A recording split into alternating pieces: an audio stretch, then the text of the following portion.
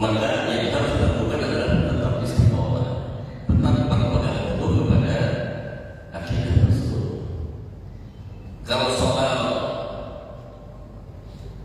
akhlak kita yang harus koreksi, tetapi kalau soal akidah, orang tidak suka sama kita itu semakin memperkuat dengan kita, memperkuat diri kita untuk semakin istiqomah di dalam Islam. Jangankan kita, Bu, Rasulullah SAW, kalau memang beliau itu adalah akhlaknya kurang bagus, kenapa sampai orang kafir itu memusuhi Rasulullah? Bahkan ada di antara mereka sudah sepakat untuk menjadikan Nabi Muhammad itu dengan julukan Lisyakirin Majnun, orang gila. Alhamdulillah, pas saya suruh berhidup di mata kau, saya berkecimpung di bidang dakwah, nggak pernah ada jamaah atau orang yang menyebutkan saya orang gila. Rasulullah ketika sujud menunaikan sholat di tempat sajadahnya itu dikasih kotoran onta di tempat sujud. Saya seumur umur nggak pernah tempat sholat saya dikasih kotoran kambing. Kalau dibandingkan beliau dengan kita semua jauh. Akhlak beliau itu akhlak yang sangat sempurna, tidak ada cacat, tidak ada celah sedikit. Tapi kenapa sampai orang kafir itu, Abu Lahab, Abu Sufyan, Abu Jahal, menjuluki Muhammad sebagai Muhammad ente gila. Dari mana ceritanya, Pak? Kalau nggak salah akhlak, nggak mungkin. Berarti ketika mereka mengatakan Muhammad itu gila, bukan soal akhlak, bukan soal mereka mengakui, bahkan mereka mengatakan Muhammad itu adalah al-amin dan dapat dipercaya. Nah, yang pertanyaannya adalah atas alasan apa mereka itu menyebut Muhammad sebagai orang gila? Hanya ada satu kemungkinan, karena beliau membawa satu ajaran yang berhubungan dengan masalah keyakinan, yaitu yang disebut dengan akidah. Ini disebutkan Allah dalam Quran surat 37 As-Saffat, surat 37 ayat 35 sampai ayat 37. A'udzu billahi minasyaitonir rajim. Bismillahirrahmanirrahim. Innahum kanu idza qila lahum la ilaha illallah, sebagaimana tadi yang ditafsirkan oleh imam kita, la ilaha illallah, kalau mereka itu dikatakan la ilaha illallah, hum yastakbirun, mereka jadi sombong. Kok gara-gara la ilaha illallah mereka jadi sombong gitu? Kok bisa-bisanya? Bahkan tidak sampai di situ, lanjut ayatnya, yaquluna inna latariku alihatina lisyakirin majnun. Apa kata mereka? Muhammad, bagaimana mungkin kami harus meninggalkan berhala-berhala kami yang sudah turun-temurun sejak nenek moyang kami? Bagaimana mungkin kami meninggalkan? Gara-gara kamu nyari yang gila. Lisyakirin majnun, dalam tafsir Ibnu Katsir jelas maksudnya adalah lisyakirin majnun adalah Nabi Muhammad. Ngapain kami itu orang gila? Kira-kira begitu. Sehingga kami harus meninggalkan berhala-berhala kami. Nggak mungkin kalau beliau itu dibenci, dicela, dicaci, dihina karena masalah akhlak, berarti masalah akidah. Tidak mudah, tapi ini adalah sebuah amanah yang diturunkan Allah melalui contoh yang luar biasa, yaitu Nabi kita Muhammad sallallahu alaihi wasallam. Baik, Bapak dan Ibu sekalian, agar kita lebih mantap juga di dalam masalah memegang akidah ini, kita perlu tahu sifat-sifat dan karakternya, sehingga kita menjadi lebih mantap dan lebih kuat di dalam memegang akidah ini. Sama dulu waktu Bapak Ibu belum nikah, apa yang latar belakangnya yang mendasari untuk bisa menikah dengan pasangan? Kenapa dia yang harus jadi suami dan kenapa dia harus jadi istri saya? Pasti ada sifat-sifat yang sudah dikenal sebelumnya oleh kita, sehingga kita mau menikah dengan dia. Kita percaya sama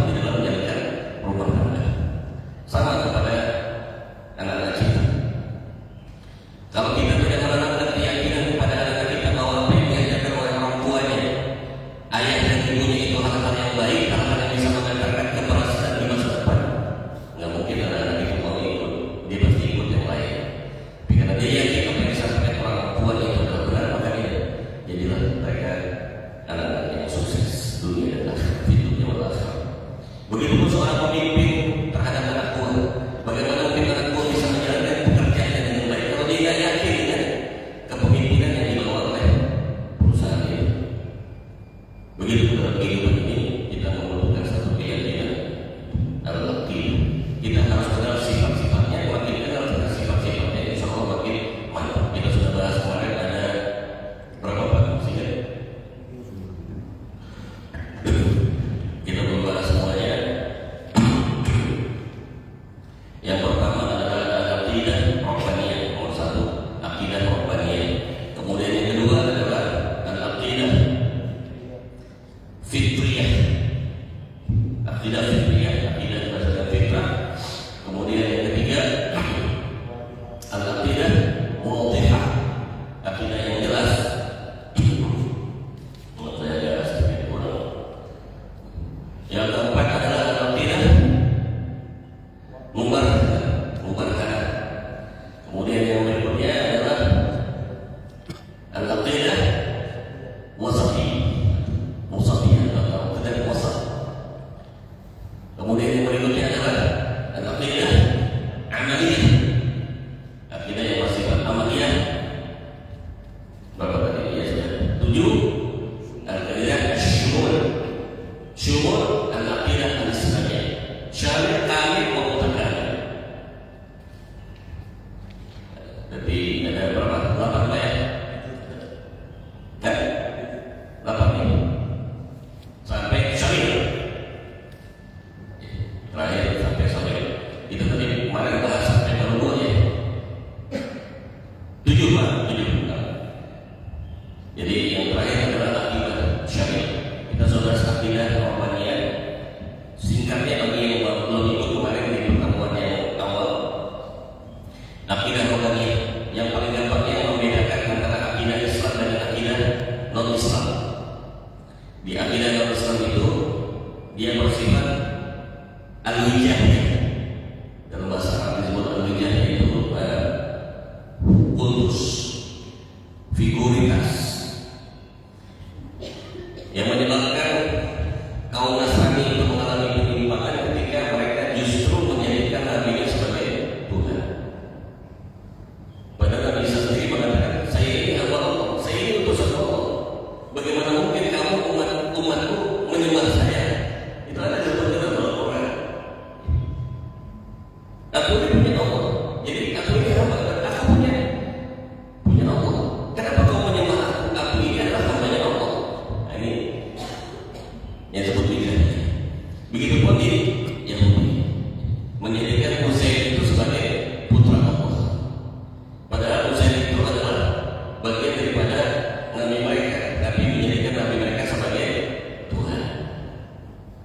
Nah, supaya tidak terjadi lagi hal ini kepada umat Islam dengan dihadirkan dengan Nabi Muhammad SAW, jangan sampai kita ini juga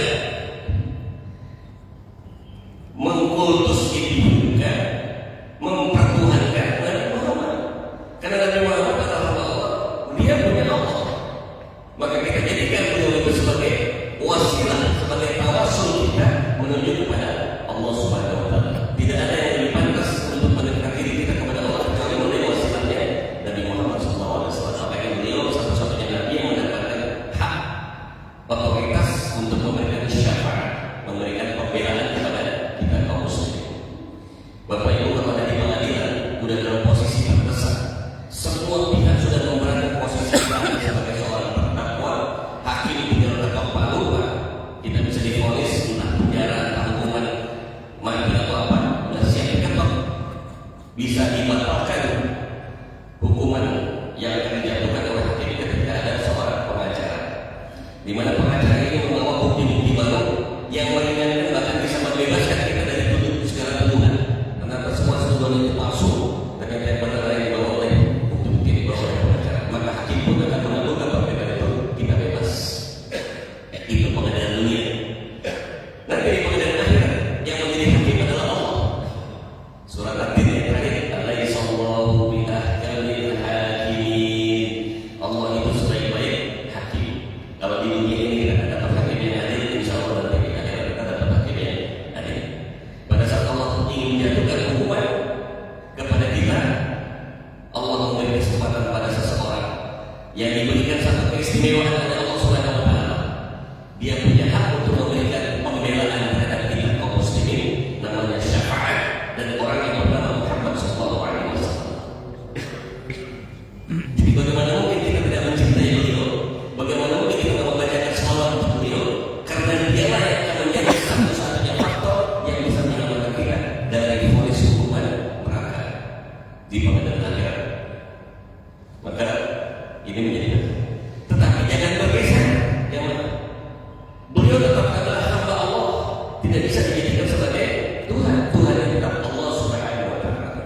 dipertegas dalam surat Al-Kahfi ayat terakhir, qul inna ana basyarun mithlukum yuha ilayya annama ilahukum ilahu wahid faman kana yarju liqa'a rabbih falyamal 'amalan shalihan wa la yusyrik bi'ibadati rabbih ahada. Katakan wahai Muhammad kepada manusia, pada umatku, kepada kaum muslimin, aku adalah manusia biasa yang kalau haus butuh minum, yang kalau lapar butuh makan. Beliau berumah tangga. Tetapi yang membedakan antara kita dengan beliau adalah yuha ilayya. Beliau mendapatkan wahyu, kita tidak. Faman kana yarju liqa'a rabbih, barang siapa yang berjumpa dengan Allah, pastikan kita tidak boleh dalam posisi kondisi syirik, yaitu menyekutukan Allah. Salah satu di antaranya tidak boleh menjadikan pemimpin kita, nabi kita sebagai kultus, tapi kita jadikan Allah sebagai segala zat yang berhak untuk diabdi kepada dalam kehidupan kita ini. Itu inti di dalam akidah ar-Rabbaniyah yang sudah kita bahas kemarin. Jadi kita pakai mantap di dalam Islam itu Rabbaniyah yang berarti hanya satu, yang kita tunjukkan Allahu Ahad, Allahu Samad, lam yalid wa lam yulad wa lam yakul lahu kufuwan ahad. Allah tidak punya anak, tidak diperanakan, dan manusia tidak akan bisa menjangkau bagaimana zatnya Allah Subhanahu wa taala. Maka ulama mengatakan tafakkaru fi khalqillah wa la tafakkaru fi dzatillah. Janganlah kau berpikir tentang zatnya Allah, tapi berpikirlah tentang ciptaan Allah. Nah, jangan sampai kita akal kita tidak akan sanggup mencapai apa yang menjadi wilayah ilmu Allah Subhanahu wa taala. Jangankan akal, mata aja yang kita andalkan untuk melihat sesuatu ini benar atau enggak, itu pun masih dianggap payah di surat Al-Mulk. Farji'il basara hal tara min futur. Farji'il basara hal tara min futur. Coba lihat lagi. Ada yang gak beres ya dalam ciptaan Allah. Jangan-jangan pandangan apa cara pandangmu atau penglihatan kayu payah atau maksud penglihatan kita payah. Juga surat Al-An'am ayat 103 menyebutkan la tudrikul absar wa huwa yudrikul absar wa huwa latiful khabir. Pandangan mata manusia tidak bisa menjangkau Allah, tapi Allah bisa melihat semua yang ada. Kita menjawab. Ibu pernah ke pantai kamu? Pernah gak ya? Ibu berdiri di pinggir pantai, melihat di ujung daripada laut. Kelihatan ada garisnya, Bu. Antara laut sama langit ada garis, seolah-olah.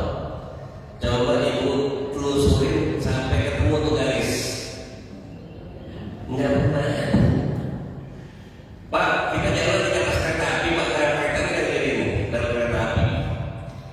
Kelihatan nggak, Pak? Kiri mata kanannya kamu. Kayaknya mau kiri mata kanan. Kiri mata kanannya kamu. Coba Bapak jalan terus, Pak. Sampai ketemu tuh titik pertemuannya. Nggak bakal ketemu. Itu menunjukkan matanya saja nggak mampu ngelihat yang dengan Allah, ngelihat yang begitu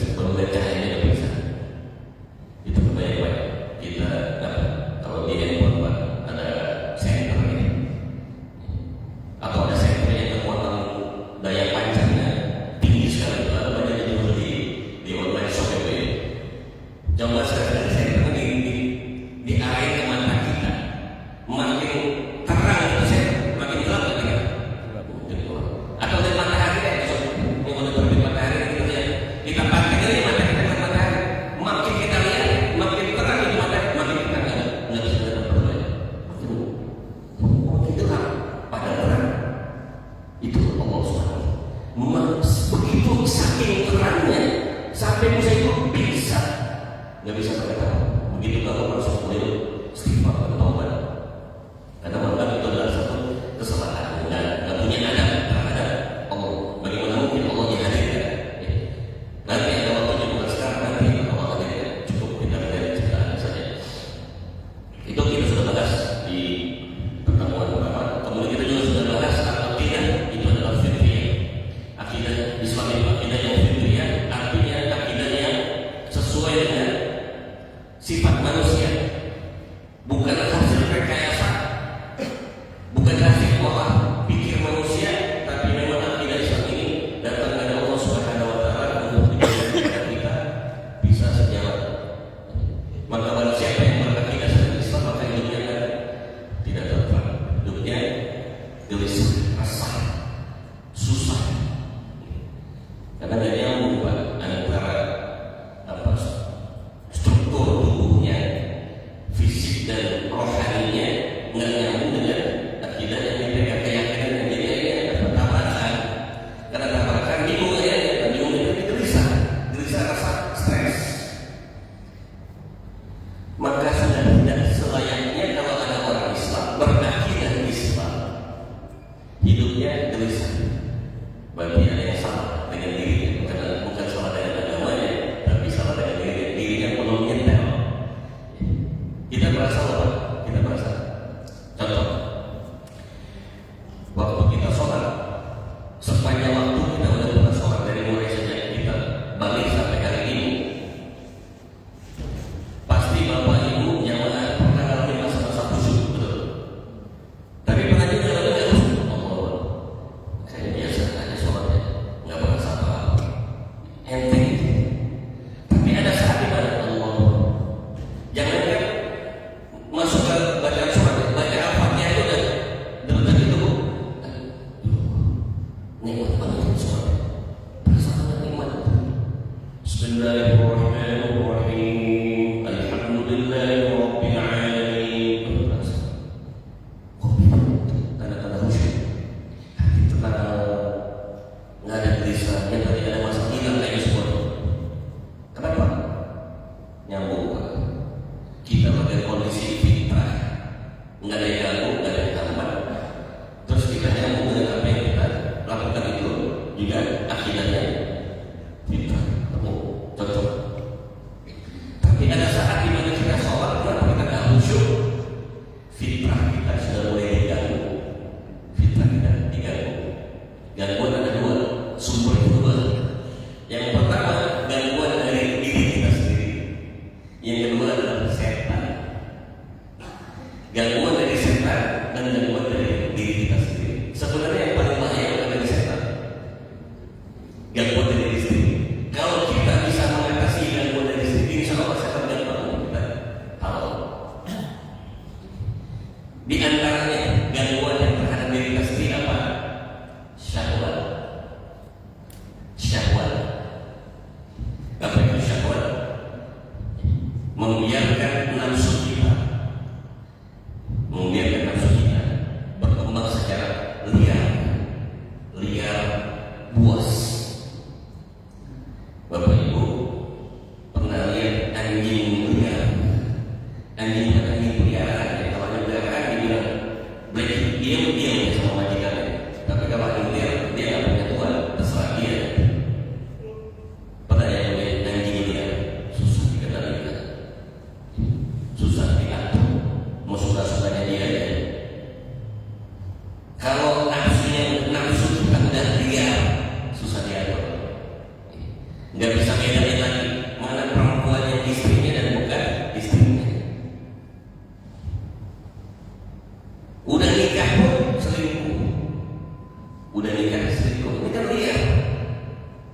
Udah dikasih rumah, udah dikasih kendaraan, di kantor korupsi lagi, nggak bisa bedain mana uang dirinya, uang wajibnya dan uang rakyat, uang umat. Ambil itu dia. Yang begini sholat nggak bisa khusyuk, nggak bisa. Allah, korupsi ganggu, zina ganggu, judinya ganggu, khomarnya ganggu, fitnahnya ganggu, ghibahnya ganggu. Karena nggak bersih, nggak nyambung antara yang dibaca, keyakinan yang dipegang dengan hatinya.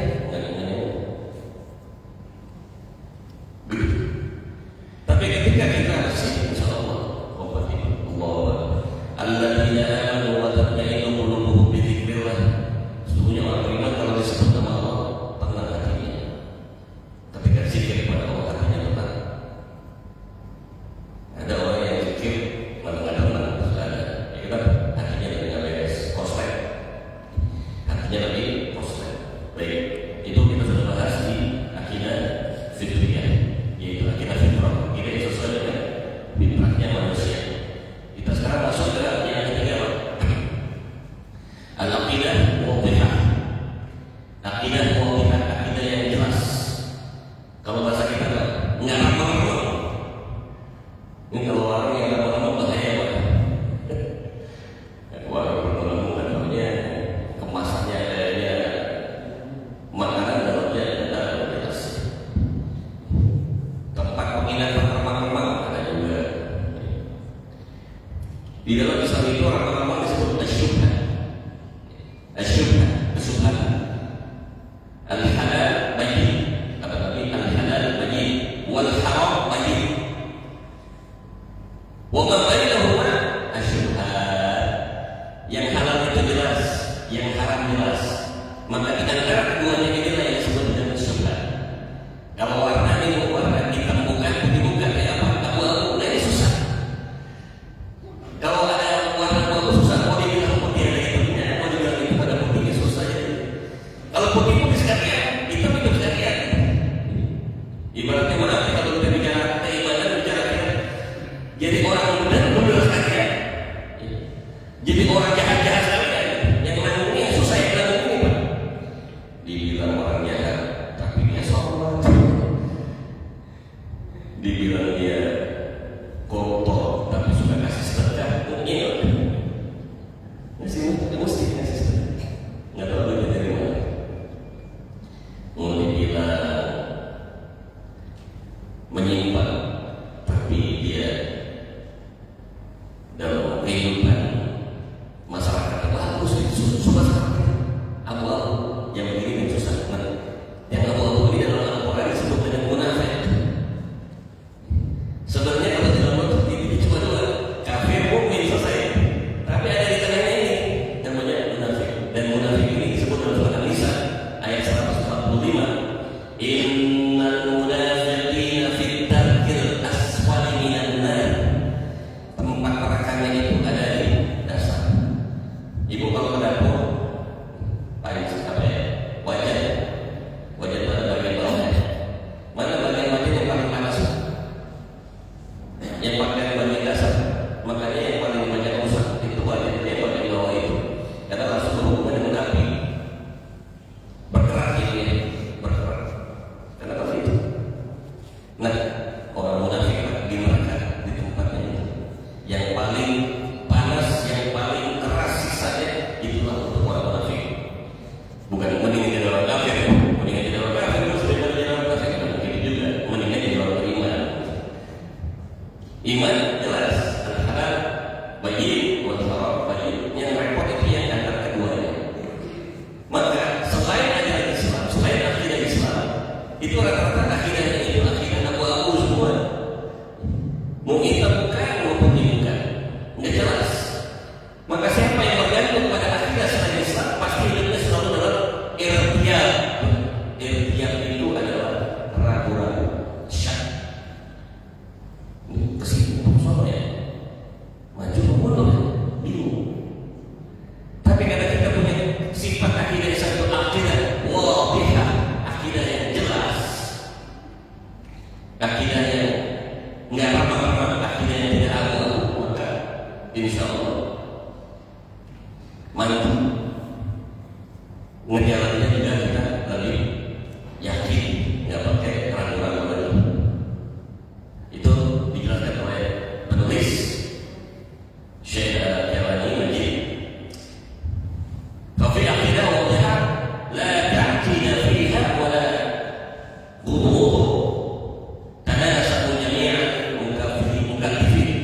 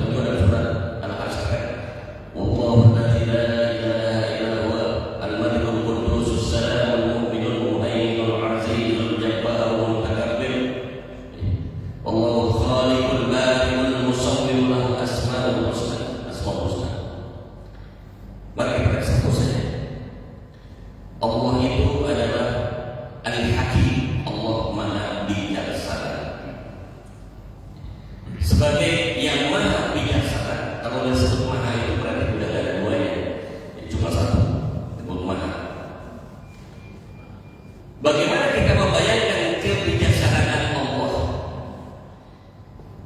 Cara paling gampang untuk membayangkan, membuktikan bahwa Allah itu bijaksana lewat hukum-hukum yang diturunkan Allah kepada kita.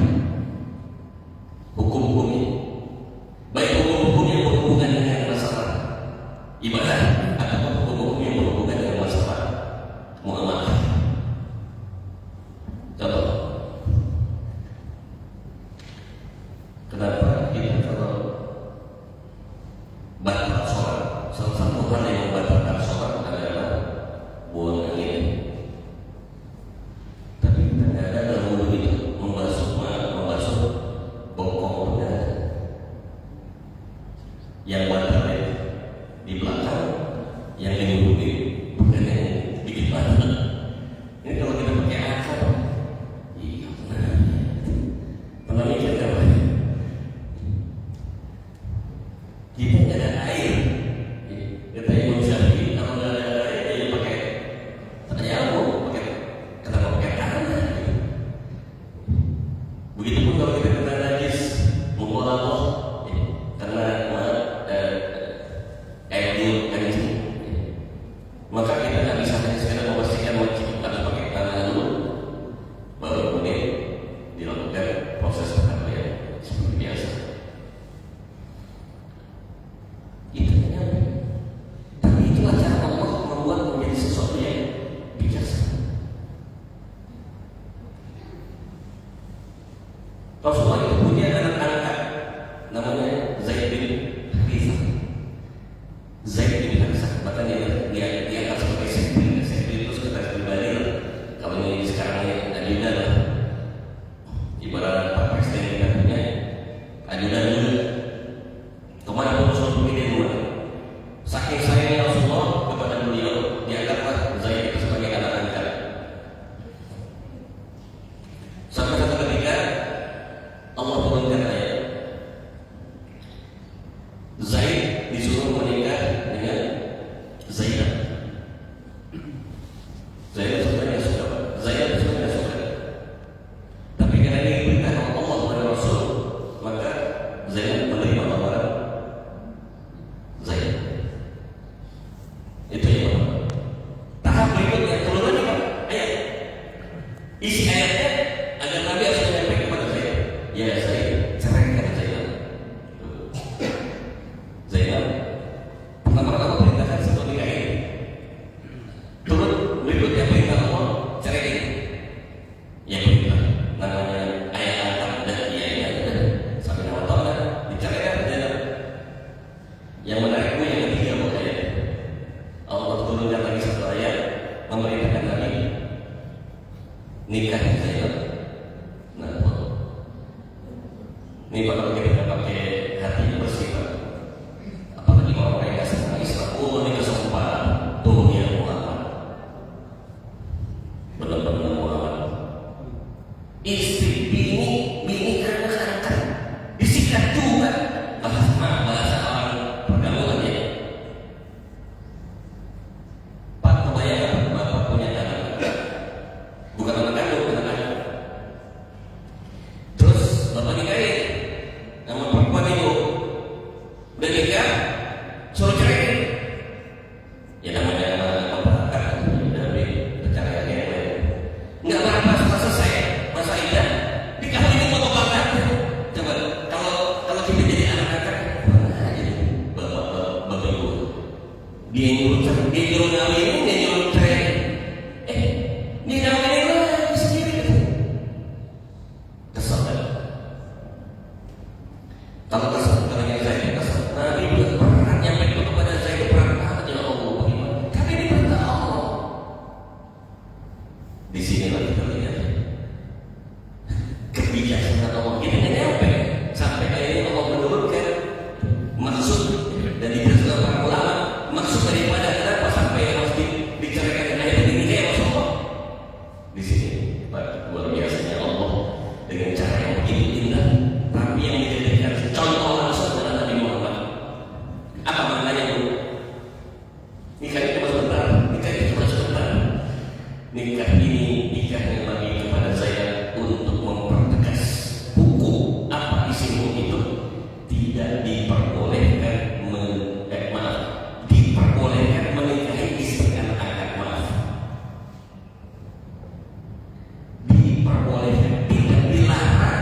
menikahi istri anak-anak. Jadi turunnya hukum nggak begitu aja langsung. Ambil Nabi sebagai contoh dan Nabi menerangkan secara langsung. Setelah itu semua paham sahabat. Jadi hati-hati nih Bu, kalau mau mengangkat anak di rumah kita nikahin, jadi suami istri yang anak-anak itu ada di rumah kita, ibu wajib katakan juga bukan bisa-bisa nih suami ibu mengambil anak istri anak-anak, apalagi masih muda, lebih kinclong badannya, bisa jadi saingan. Itu namanya melihara anak macan. Ya suruh pergi, jangan punya barang kita, repot aja urusan. Seperti ini. Nabi itu pasang badan, karena hukum yang efektif itu kalau ada contoh langsung lagi. Ngomong-ngomong teori tapi kalau ada bukti susah. Ya mudah-mudahan kita kalau ada ya sudah istiqomah. Menteri Keuangan kita ya. Pak Purbaya ya. Arabnya suka disikat menteri Pak.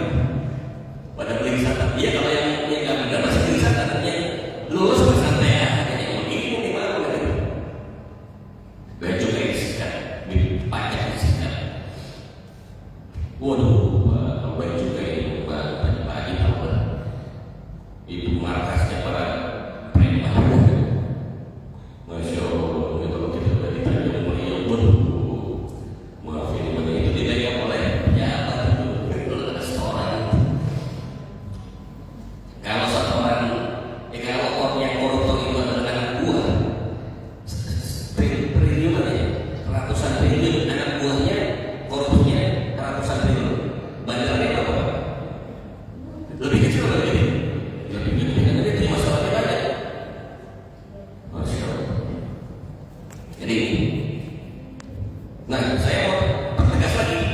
Contoh itu menjadi penting ketika ada perintah tentang masalah tahalul. Kan salah satu rukun haji itu adalah tahalul. Menunjukkan supaya kita boleh melepas segala hal yang berhubungan dengan ihram. Nabi suruh sahabat tahalul, nggak ada yang mau. Suruh cukur, nggak ada yang mau. Akhirnya Aisyah deketin Rasul bisik-bisik. Ya Rasulullah, kalau mau nyuruh tahalul, kita contohin dulu. Nabi contohin tahalul. Make it orang kayak begini. Setelah dikatakan, terus sahabat. Jadi ternyata pendidikan yang paling efektif perubahan itu akan lebih cepat terwujud kalau ada contoh langsung. Nah, suku, ini suku apa? Kasihan ada suku lagi susah. Contoh yang sudah dulu saya masih ingat waktu SD, nggak tahu apa itu masih ingat ya, sebenarnya dia jadi guru bahasa Indonesia. Guru kencing berdiri, murid kencing berlari. Ini selanjutnya jadi pantotnya pepatah. Kalau guru kencingnya berlari, muridnya bagaimana? Menari-nari. Jadi kalau contohnya bagus, pasti akan ditiru. Tapi kalau contohnya nggak bagus, lebih gawat lagi. Nyontohnya lebih mahal. Jadi itu yang pertama, kita nggak perlu lagi berpikir dengan zat Allah. Seperti misalnya di surat Al-Jumu'ah ayat 44, "Tsumma stawa 'alal 'arsy." Kita kalau dalam bahasa akidah ini mengambil yang paling mendekati apa yang diajarkan oleh Nabi dan para sahabat, diamalkan para sahabat yang kami juga banyak laku-laku yang berbahaya kalau kita ambil yang paling aman buat kita.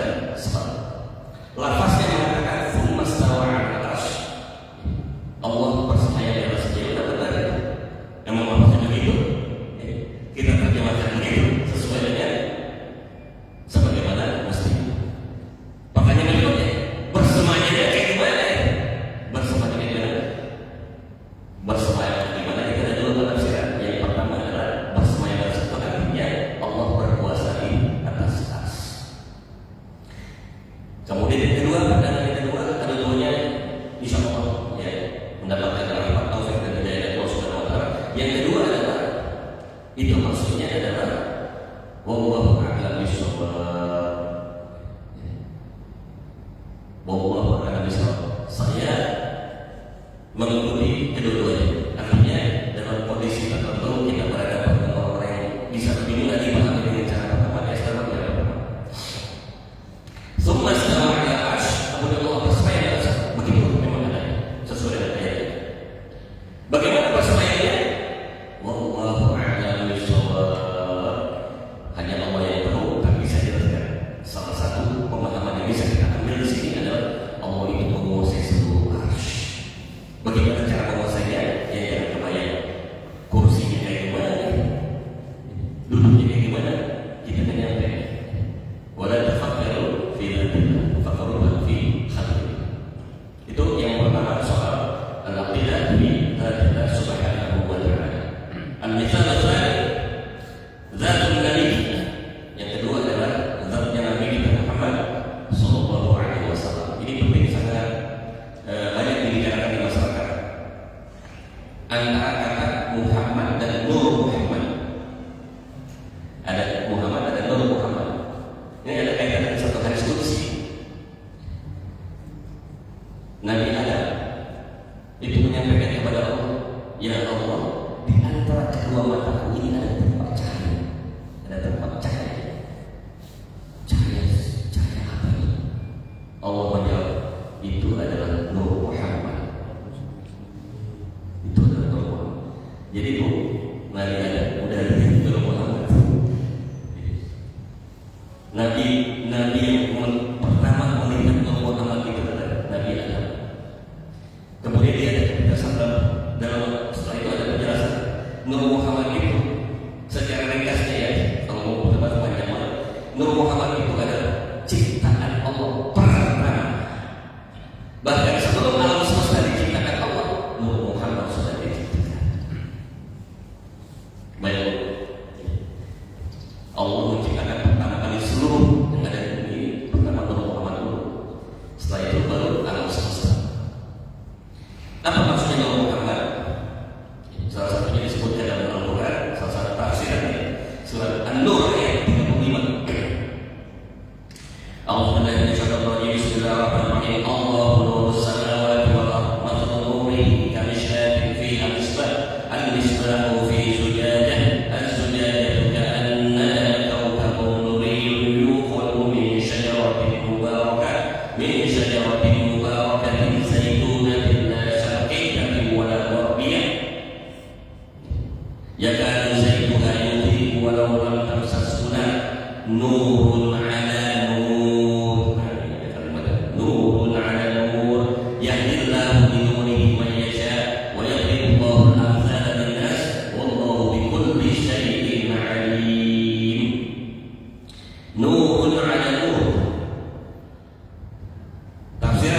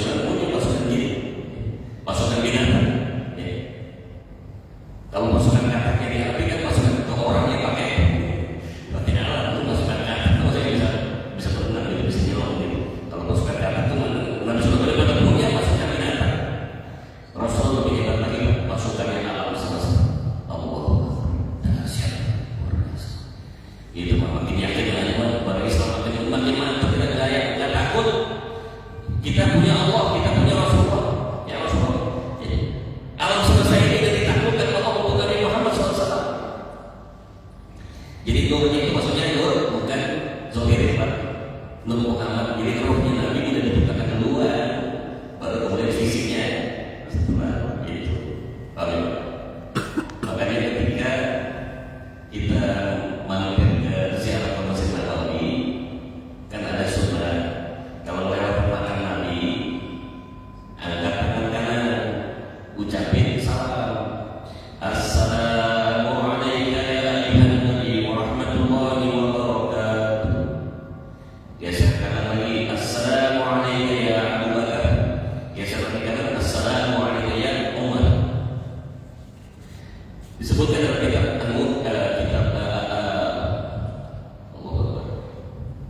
Syekh Muslim At-Tarhib wa Tarhib, At-Tarhib wa Tarhib disebutkan oleh Syekh Muslim, ketika umatku, pengikutku mengucapkan salam dan salawat kepadaku, maka dengan izin Allah aku menjawab 10 kali. Nabi udah meninggal, kok bisa jawab salam kita? Masa pada banyak itu? Gimana ini hadis? Kok bisa menjawab salam Nabi? Ternyata yang dimaksud di situ adalah ruhnya Nabi Muhammad dengan izin Allah menjawab salam kita. Makanya ya walaupun banyak yang memperdebatkan, saya mau mengingatkan aja Pak, kalau sudah ada di majelis-majelis para habaib ya, kalau pas beliau datang yang sebagai suri yang Nabi Pak, pas datang pada diri ya, itu sesungguhnya pada diri itu bukan dalam habaib, bukan sekedar mengobati habaib. Kenapa? Itu Nabi dah di antara kita, Nabi itu dah di antara kita. Jadi mudah-mudahan yang berharap dengan ini yang datang apa bukan fisiknya, tapi ruh beliau dengan izin Allah. Masih ada beliau, mudah-mudahan kita berharap juga. Ruhnya ada dalam pertemuan kita ini. Apa kata Allah dalam surat 49 ayat 7? Dasarnya surat 49 ayat 7. Al-Hujurat ayat 7. A'udzubillahi minasyaitonir rajim. Bismillahirrahmanirrahim. Wa'lamu anna fiikum Rasulullah. Wa'lamu anna fiikum Rasulullah. Katakanlah di antara kalian ada Rasulullah. Nggak mungkin pakai turun buat mengatur Nabi masih hidup. Ini ayat masih berlaku Pak sampai sekarang dan sampai nanti ayat lama. Wa'lamu anna fiikum Rasulullah yuti'ukum fi kathirin minal amri la'antum walakin Allah hababa ilaykum al-iman wa zayyanahu fi qulubihim wa karaha ilaykum al-kufra wal fusuqa wal isyan ulaika humur rasyidun. Ada di majelis ada beliau. Walaupun tidak ada secara fisik, makanya kita membahas ini dengan bentuk kecintaan kepada Allah, bentuk kecintaan kepada Rasulullah, penuh ridho kepada Allah, ridho kepada Nabi Muhammad, insya Allah menjadi suatu bukti dan saksi. Kalau beliau yang benar-benar melihat, ya umatku lagi membicarakan tentang Allah dan Rasul, berkasih Allah, insya Allah ini menjadi bukti. Itu tentang Nabi Sallallahu Alaihi Wasallam. Beliau sebagai manusia, beliau seperti makhluk, seperti biasa tadi sudah saya katakan di awal, makan, minum, bisnis, dagang, berumah tangga, perang juga. Nabi bukan apa? Nabi perang bukan berarti ke bawah. Ada giginya orang, ada juga kejadian ditipukin batu di Taif, yang berdarah-darah ada. Nabi juga nangis pernah. Apa Pak? Waktu Khadijah meninggal, waktu Abu Thalib meninggal, pamannya, kenapa nangis? Karena Abu Thalib tidak sempat mencapai syahadat. Dan itu diabadikan oleh Allah dalam Al-Quran surat Al-Qasas ayat 56. Innaka la tahdi man ahbabta walakin Allah yahdi man yasha wa huwa a'lamu bil muhtadin. Lanjut, berikutnya adalah al-mathalul tsalis al-mas'uliyah wal jaza. Al-mas'uliyah wal jaza, tanggung jawab dan balasan. Surat Al-Anfal pada pasal, "Wa may ya'mal mithqala dzarratin khairan yarah wa may ya'mal mithqala dzarratin syarran yarah." Di akhir hadis itu jelas. Maaf, saya harus menyebut yang di luar Islam. Dia lebih jelas bukan maksud apa-apa. Di Hindu ada istilah karma. Karma. Jadi ibaratnya kalau itu maka Tuhan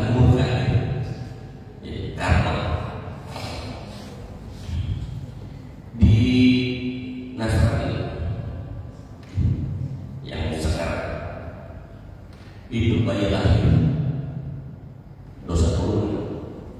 Ya. Bayi lahir itu dosa dengan warisan ada. Itu turun dosanya. Yang dosa nenek moyang kakek moyang itu turun kan. Makanya istilah di dalam Kristen itu ada namanya baptis. Ada baptis itu suci dibersih. Karena masih dosa.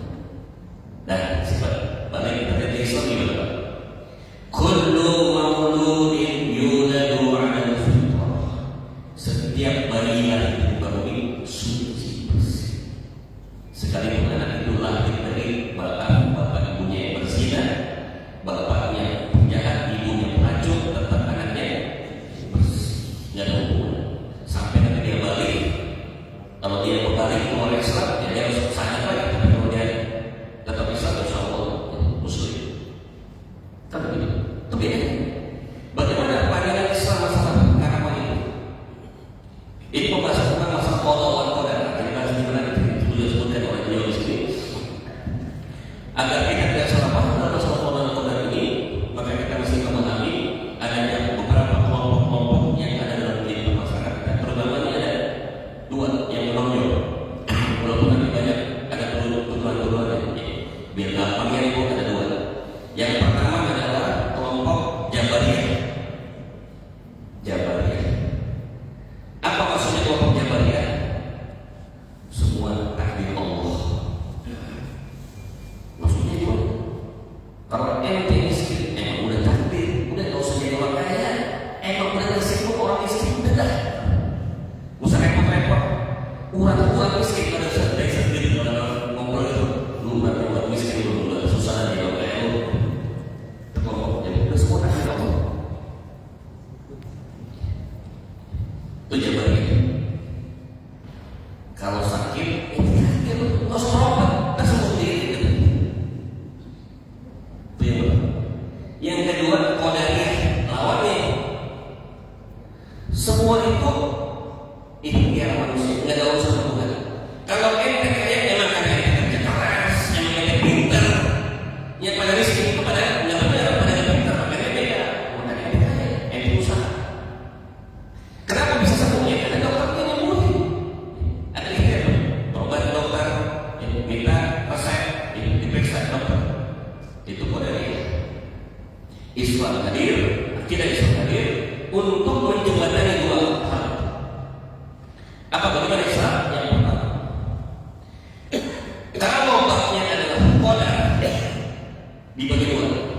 Yang pertama disebut berulang dari maksudnya besok sudah. Apa tulis? Tulis. Kalau bagi sekarang bayangin aja dapatnya. Yang gampang ini kalau kita belajar kita pakai mudah. Jadi kita sudah katakan takdir dibagi dua. Yang pertama adalah takdir kauniyah. Yang kedua takdir syar'iyah. Takdir kauniyah dan takdir syar'iyah. Apa takdir kauniyah? Takdir sebab akibat. Contoh, kalau kita tahu sakit, berobat. Kalau kita bodoh, belajar. Kalau miskin, kerja. Itu namanya mensyaratkan ini harus ada usaha kita. Tiba-tiba kita sembuh, pada saat pas kita ke dokter kita sembuh.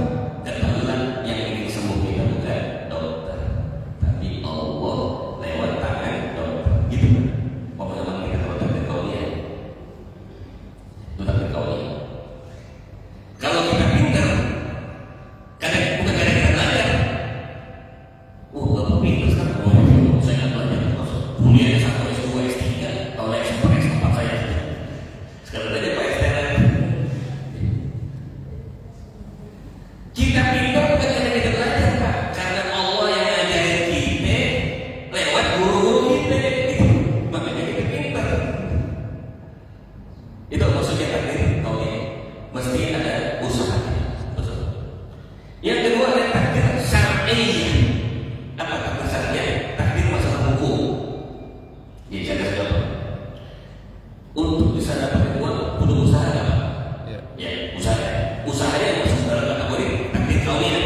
Takdir kauniyah sebab akibat. Ya kan itu adalah yang pertama. Tapi untuk mendapatkan uang ada dua cara. Nah, ada dua cara. Yang satu kerja, yang satu nyolong. Saya mau tanya, Bu, nyolong usaha nggak? Usaha. Dapat juga nggak duit? Dapat. Kalau banyak yang ini ya korupsi. Ya korupsi banyak yang ini kan. Masa gua kerja udah bertahun-tahun untuk dapat 100 juta ya, waduh. Periksa jumpa lagi. Ya emang sekali riba korupsi 100 juta. Padahal dia harap Allah maha adil. Mau dia mau nyolong kayak mau merampok, selama dia benar cara merampoknya dapat duit. Dapat. Allah adil Pak. Tapi ada takdir yang kedua yang setelah itu kita namanya takdir sakti. Memang ada dua pilihan, yang satu kerja, yang satu rampok, yang satu kerja, yang satu korupsi, yang satu kerja, yang satu judi. Dua-duanya dapat duit. Tapi yang berjudi, yang korupsi tidak dibenarkan oleh Allah. Yang benar ya dagang halal. Wa halallah bijarah bi wa haramah haramah riba. Wa halallah dihalalkan jual beli, dihalalkan riba. Yang riba, yang korupsi, yang nyolong haram. Yang halal ini kita sebagai muslim harus ikuti dua-duanya Pak. Takdir kauni dan takdir sakti. Untuk bisa kaya kita harus taat, tapi usaha kita lewat lewat kerja yang benar. Itu baru muslim. Contoh lain ada laki dan perempuan ketemu sperma sama ovum, ketemu menjadi anak kamu. Untuk menjadikan anak syaratnya takdir kauniannya harus mempertemukan sperma sama ovum. Nah, baru. Ya kan? Tapi untuk mempertemukan sperma ovum ada dua jalur. Satu nikah, satu zina. Bu, yang zina bisa dapat anak juga. Loh, boleh kan nggak mungkin sperma sama ovum. Saya balik Pak. Laki perempuan yang melakukan pernikahan tapi nggak pernah berhubungan bisa punya anak kan? Lu udah 20 tahun ini nggak punya anak, lu nggak punya anak? Bu di mana? Bu kalau lu megang-megang doang, lu nggak dapat apa ya? Lu bagaimana lu punya anak? Nah kita kan orang beli, nggak begini kan orang beli mana? Pertemukan sperma ovum udah halal istimewa halal, pertemukan. Ada proses jimat itu ada halal. Ini pertemukan. Jadi untuk bisa mendapatkan anak harus ada hubungan badan yang hubungan badan ya. Tetapi dalam hubungan badan ini ada yang cara yang benar sama cara yang salah. Yang zina sama nikah, nah kita yang nikah, yang zina no. Itu maksud daripada takdir. Yang kedua sekarang kodo. Beda lagi. Tadi koda kan, saya tadi koda. Sekarang kodo. Kodo itu sesuatu yang tidak ada lagi intervensi manusia. Kita nggak bisa kita urusan Allah. Contoh tadi, untuk bisa menghasilkan anak berhubungan lagi perempuan masih biasa ya. Sekarang apa tanya? Kita jadi laki perempuan berhubungan siapa? Bukan gitu.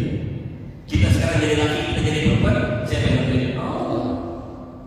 Jadi nggak usah dipertanyakan lagi. Ya Allah, kenapa saya laki-laki ya? Bikin perempuan? Nggak usah ditanya, emang udah begitu. Ya soalnya kalau nggak begini, timbul pertanyaan dari si waria. Waria itu wanita pria, laki-laki perempuan tidak ada masalah kan itu. Kenapa? Kok ciptaan aku laki-laki, aku pengennya perempuan. Bapak Ibu, kalau waria itu sejak kecil kelainan medis dimaafkan secara hukum. Tapi kalau terjadi setelah dewasa itu tidak dibenarkan. Harus dididik supaya benar-benar dia jadi laki-laki yang sempurna.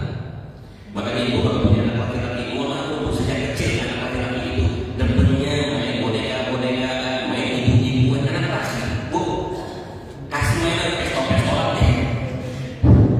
Aja mainan-mainan yang membagikan laki-laki, makanya mainan-mainan ada pemanah, berkuda. Gitu kok.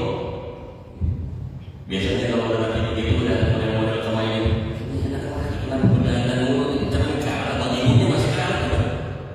Ini kalau dilihat terus bakal jadi waria di depan hati-hati. Dan saya baru tahu belakangan lewat anak saya yang kebetulan kiprah di satu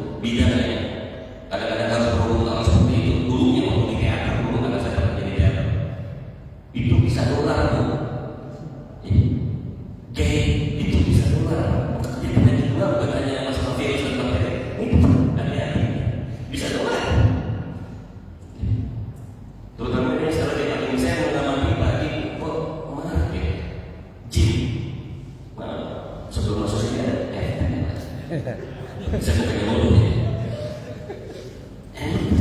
Ada yang pada kasih. Kenapa ada sampai 24 jam? Masuk bisa. Pas ada apa?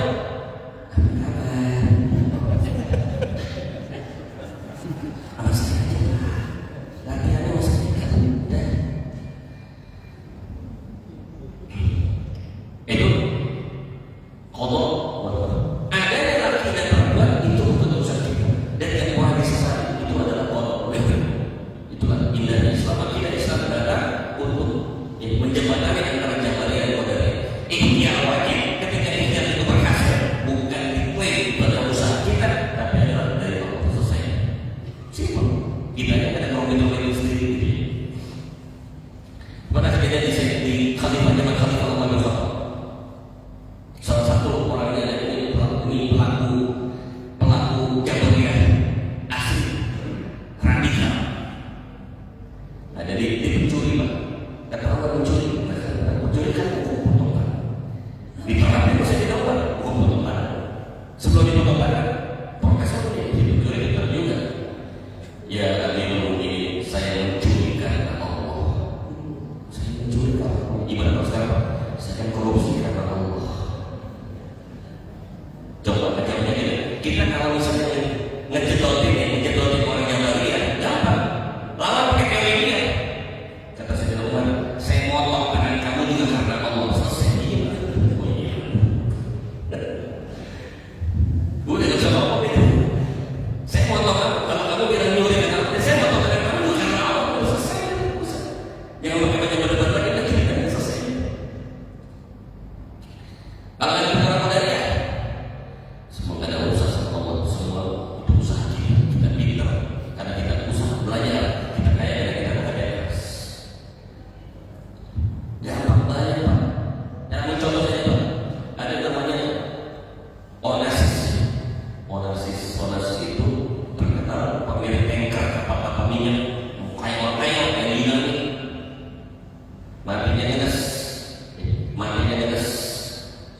Kalau memang dia orang kaya, kenapa kaget hidupnya malah dia bangkrut? Tapi ini bisa menguasai kaya, tapi kenapa dia nggak bisa menjalankan kekayaan dia sendiri? Bangkrut. Kasus krisis moneter global. Perusahaan-perusahaan yang hebat di dunia bangkrut semua, hancur semua. Itu cara Allah untuk membuktikan nggak semua itu lewat manusia. Ini bisa dipakai sama orang-orang ini, orang-orang ateis komunis. Dia bilang sama anak kita, Tuhan kamu mendengarkan doa kamu. Dia pasti dengar, tapi kenapa sekarang kamu nggak berubah? Begini ya, Tuhan mendengar. Itu khayalan dalam pikiran, bayangan kamu, imajinasi kamu. Apakah Tuhan mendengar sesuatu pada kamu? Apakah Tuhan kamu bisa sembuh? Berarti Tuhan nggak ada. Ini anak pintar juga. Kamu punya makanan? Punya. Kamu pernah jadi makan kepala? Kamu pernah jadi apa? Enggak. Pernah gitu kan? Enggak. Kalau dia bilang enggak ada yang benar, dasar apa-apa. Enggak. Itu gini. Dulu ada satu presiden atau perdana menteri Rusia namanya Leonid Brezhnev. Jadi ada Tuhan nggak ada Tuhan itu khayal manusia. Ini dalam satu kegiatan dia naik kapal induk ya. Kapal itu tak goncang hebat. Ada satu musibah yang tidak pernah dibayangkan. Naik mimpi buruk buat dia. Dalam kondisi seperti itu dia menunjukkan. Kalau dapat putusnya nggak bisa nolong. Dia menunjukkan sehingga dia Tuhan dan dia Allah. Itu sama kejadian dengan Fir'aun. Waktu dia ngajak Nabi Musa pengikutnya sakit aja di depannya kan tahu belakangnya kan Fir'aun aja. Fir'aun nggak yakin sama pasukan, Musa masih hebat gitu. Depan laut menyerah aja bisa makan di laut. Ini mau terbuka di laut. Nah akhirnya pengikut Nabi Musa dibagi dua. Ada yang masih istiqomah, ada yang udah nyerah. Udah Musa nyerah aja depan laut makan Fir'aun.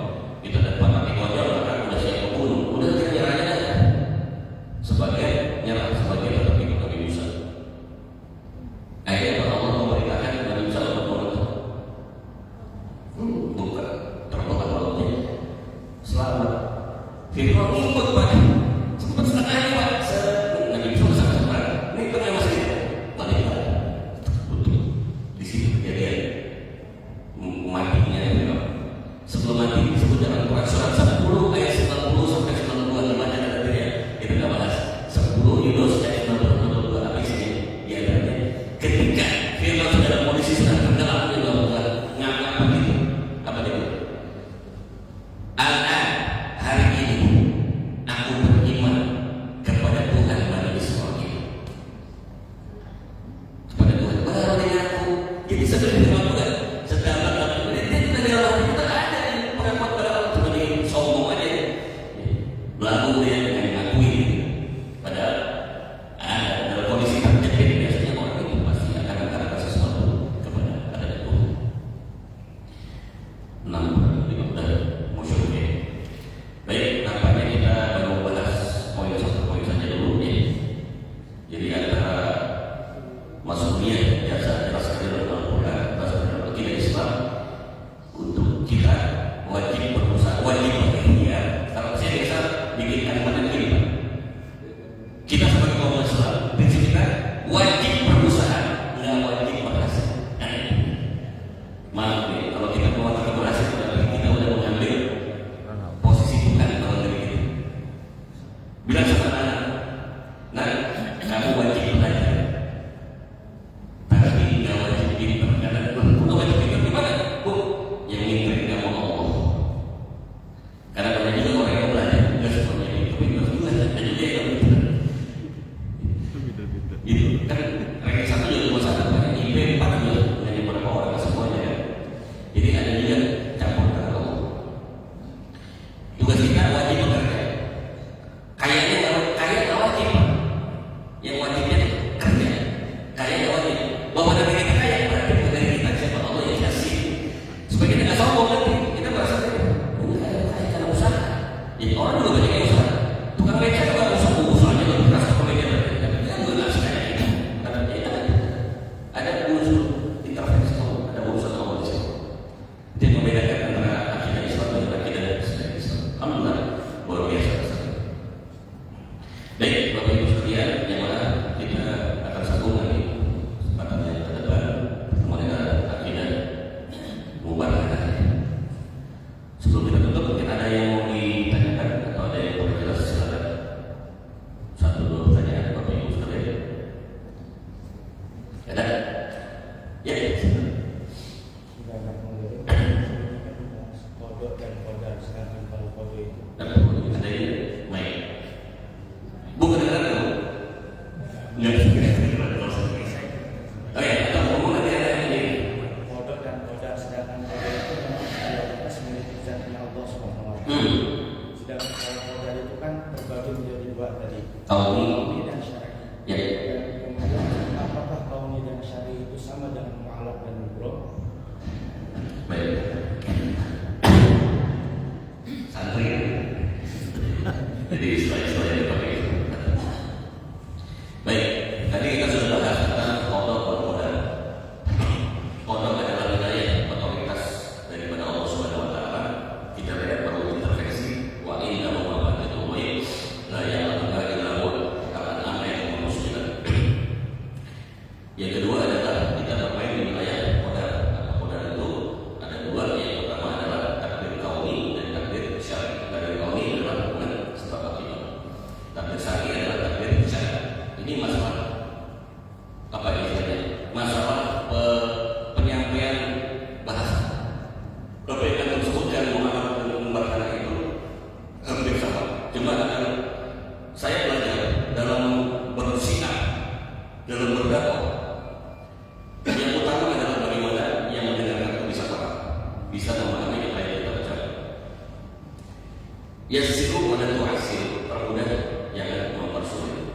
Bagaimana kita mencoba menyederhanakan dari pemahaman yang susah menjadi sesuatu yang mudah dipahami. Kalau mudah dipahami, mudah diamalkan.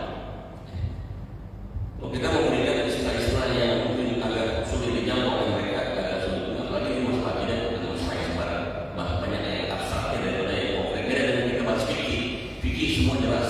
Zahir, bab tohara, bab sholat, itu semua jelas. Tapi kalau bab akidah itu banyak hal-hal yang masuk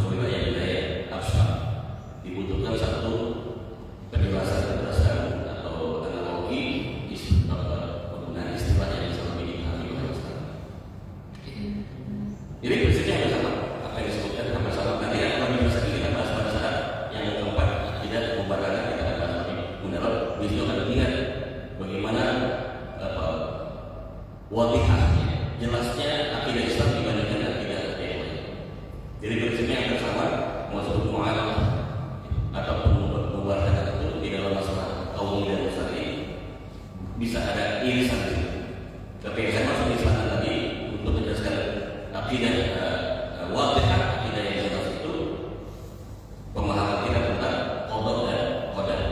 Sebagaimana yang diajarkan oleh Nabi dalam doanya, raditu billahi rabban wa bil islami dinan wa bi Muhammadin rasulullah.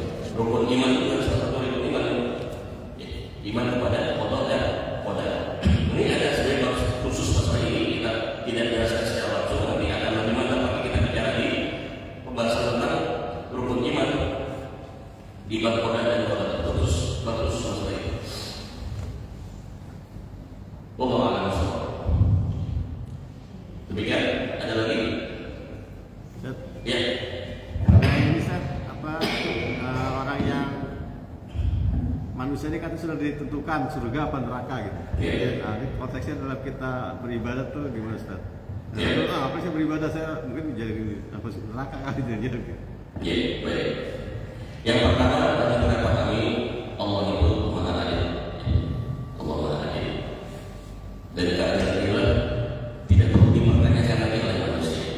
Mari kita buktikan keadilan Allah. Soal ada gini, ada orang, saya ingin memperkuat apa yang ditanya oleh beliau. Ini orang Islam, dia kebetulan seorang jurnalis. Saya tahu satu orang, dia nulis di koran. Judulnya udah bikin orang bertanya juga. Adilkah Tuhan? Yaitu seorang Islam. Dia itu akrab dengan salah seorang pastor. Jadi pastor titik. Dia tinggal bareng sama tuh pastor. Orangnya baik tuh pastor. Sampai satu ketika dia ingat di agama Islam dia diajarkan orang kafir itu dia hanya ahlul kitab. Jadi dia tanya orang yang bebas. Kayak kalau orang yang muda ini, apa iya orang selain dia? Kok masuk neraka? Baik. Kok tega mau masukkan orang selain masuk neraka?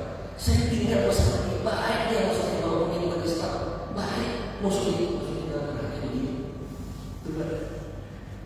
Ini berhubungan. Bagaimana kita mulai? Bagaimana kita mulai? Bapak ya. Coba dilihat surat Allah. Yang enak baca sendiri di Quran kita enggak. Surat An-Nur ayat 9. Kalau ada terjemahan coba dibaca. Mau Arabnya juga boleh. Arab sama terjemahannya silahkan kalian biar pada dengar semua. An-Nur surat 24 ayat 39.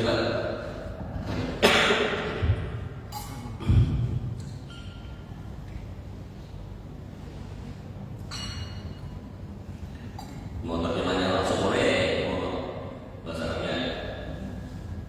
Depannya ada kalimat masalahnya kafir ka'bah dulu kasarah ada. 39 ya. Ya. Yang Orang-orang yang kufur, amal perbuatan mereka seperti fata morgana. dulu yang berumur Pak, biar ada terus. Orang-orang yang kufur, amal perbuatan mereka seperti fata morgana di tanah yang datar. Orang-orang yang dahaga menyangkanya air, hingga apabila ia mendatanginya, ia tidak menjumpai apapun. Sebaliknya, ia mendapati ketetapan Allah baginya di sana. Lalu dia berikan kepadanya perhitungan amal-amal. Sampai aja. Bapak simpan dulu. Pak, tinggal Pak. Surat Al-Bayyinah. Al-Bayyinah. 98.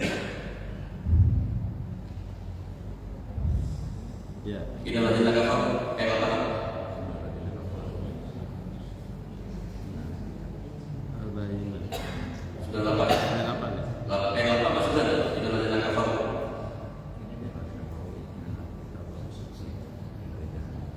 Sesungguhnya Orang kafir. orang kufur Siapa orang kafir itu Pak?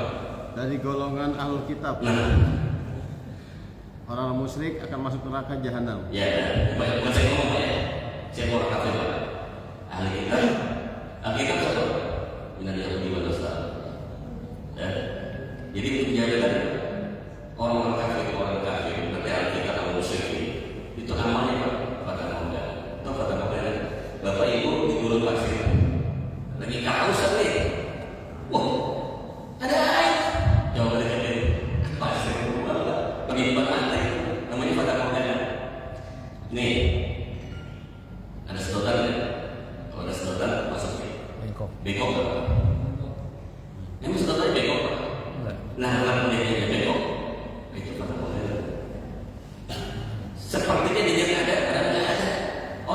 kafir sama orang muslim, yakin amalnya pasti akan diterima Allah. Dari itu kesalahannya di mana? Passwordnya sama.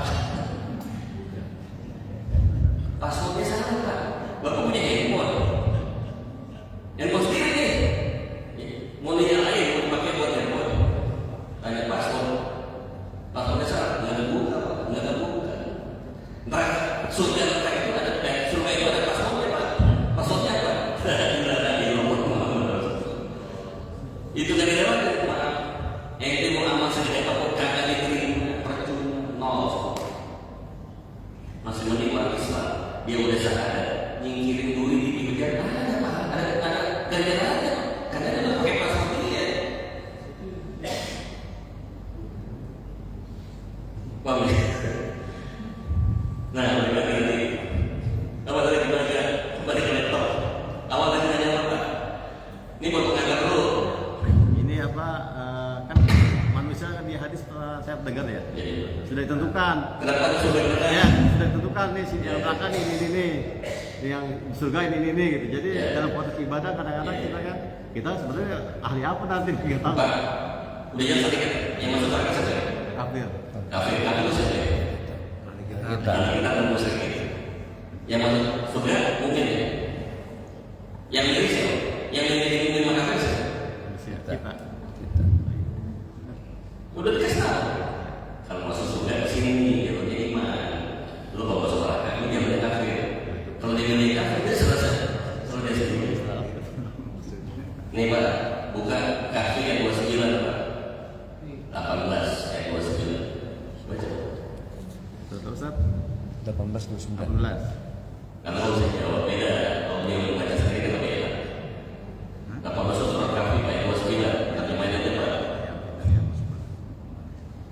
29. Udah kesimpulan dan jawaban. Kata-kata Muhammad.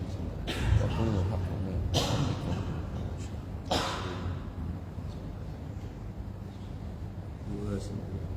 Ini Pak.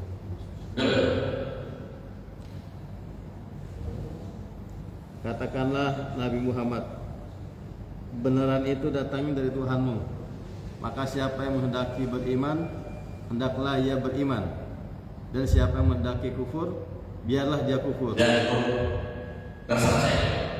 Yang ini sendiri. Jadi saya ngomong, yang kafir terserah sendiri mereka. Kan kita udah kasih tahu. Yang kafir dunia mereka, yang lain masuk surga. Dia milih kafir dia, wah dia masuk neraka. Jadi Allah udah buat acara main Pak. Ini bapak main bola, ada acara main Pak. Namanya sepak bola, yang pakai tangan Pak. Ekspor. Dibalik, dia main basket, dia pakai kaki, diketawain. Lo main basket pakai bola. Jadi sudah ada acara mainnya. Jadi langsung ada di rumah. Kalau pun akhirnya dia memilih untuk jadi orang kafir, dia sama dia kan itu jangan jadi salah. Agama terakhir Islam. Kita terakhir kita Quran, udah ada lagi yang lain. Kalau dia masih milih yang lain, ya terserah. Jadi emang lu masuk apa ya? Mau milih sendiri. Kecuali kata hadis, Rufi'al akal, diangkat pena, nggak dihitung sebagai satu kesalahan. Buat siapa satu? Kalau dibilang udah selesai, mau saya bahas lagi. Ini orang gila, nggak bisa nakal mana yang benar salah, nggak bisa. Makanya salah satu syarat agama harus kudu berakal. Kalau nggak berakal, nggak masuk beragama. Jangan orang gila disuruh sholat Pak. Dia nggak mau sholat, dia mau orang gila. Yang nggak benar itu udah dia waras, dia sholat Pak. Lebih dari gila itu Pak. Lu waras Pak. Kenapa lu nggak sholat? Itu Bapak kita ngomong gitu. Lu kenapa? Lu sangat luar biasa. Ya biasa kita orang gila itu nggak sholat ya. Nah kalau kan orang waras, nggak sholat, itu lebih dari orang gila kamu gila. Kedua Pak, orang yang nggak tahu, nggak pernah mendapat penjelasan dari Ustaz, nggak pernah baca buku yang menjelaskan tentang surga dan neraka. Tapi kayaknya yang kedua nggak mungkin Pak.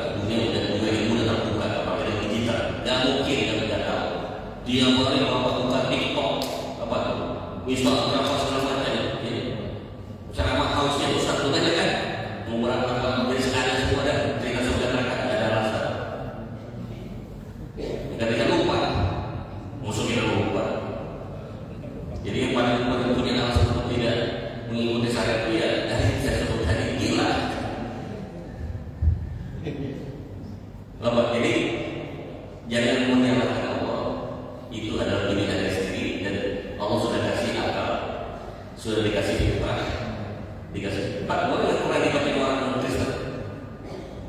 Boleh nggak Quran kita dibaca orang Kristen? Boleh. Siapa bilang? Ada berbagai bahasa orang yang lebih boleh. Dia tinggal baca Pak. Kalau tidak itu dia biasa sendiri, itu udah dikasih. Kita tahu mungkin boleh begini kata orang Kristen, begini boleh nggak boleh? Orang Islam dia kasih. Nggak ada yang disembunyi, nggak ada sendiri. Mau minta ayat apa? Kasih tentang ayat tentang masalah Nabi Isa itu Tuhan. Nih kasih ayatnya. Kalau ayat itu dibuat di tiga ini baca. Bukan saya ngomong. Allah juga sungguh haram masuk surga orang yang mengatakan masih adalah Allah. 311 tidak ada Tuhan. Bukan saya ngomong, bukan saya apa syarat bukan. Baca. Ya silakan baca sendiri. Yang saya ngomong.